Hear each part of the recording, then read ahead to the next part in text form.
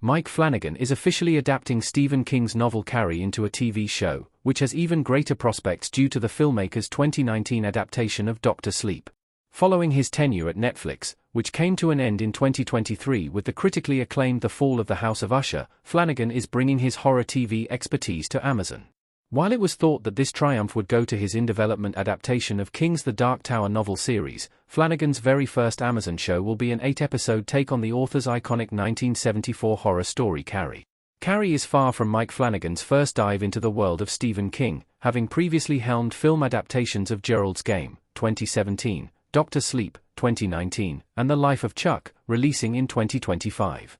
However, Flanagan has yet to put his take on the author's work in a TV format, making his upcoming series even more exciting.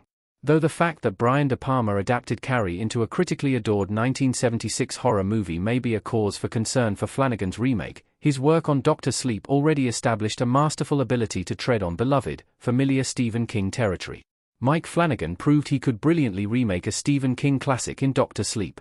Dr. Sleep masterfully remakes iconic scenes from The Shining book and movie. When Mike Flanagan took on the daunting task of adapting Stephen King's 2013 novel Dr. Sleep, it was a huge risk for the filmmaker, as the book was the author's long-delayed sequel to his iconic horror story The Shining. Therefore, successfully adapting Dr. Sleep involved appeasing fans of the 2013 book, fans of King's 1976 The Shining novel, and fans of Stanley Kubrick's 1980 film adaptation of The Shining, which notably departs from the author's original story.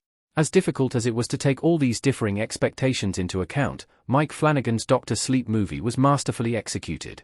Dr. Sleep proved that Flanagan could successfully tackle a classic Stephen King IP while putting his own new spin on it, which bodes very well for Carrie receiving this same treatment.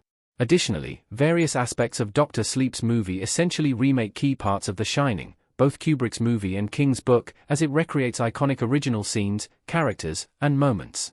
Flanagan's remakes of classic The Shining scenes involved authentic homages to the original film and book infused with his own unique touch on them, which is exactly what a new remake of Carrie would require today. Mike Flanagan's Carrie show has a bigger challenge after 25 years of failed Carrie remakes. Carrie hasn't had a hit adaptation since 1976. Carrie is covered in blood with flames in the background in Carrie. Not only does Mike Flanagan's new iteration of Stephen King's Carrie have to overcome the disadvantage of comparisons to De Palma's 1976 movie, but it also has to overcome the fatigue and skepticism of yet another adaptation after some disappointing subsequent versions.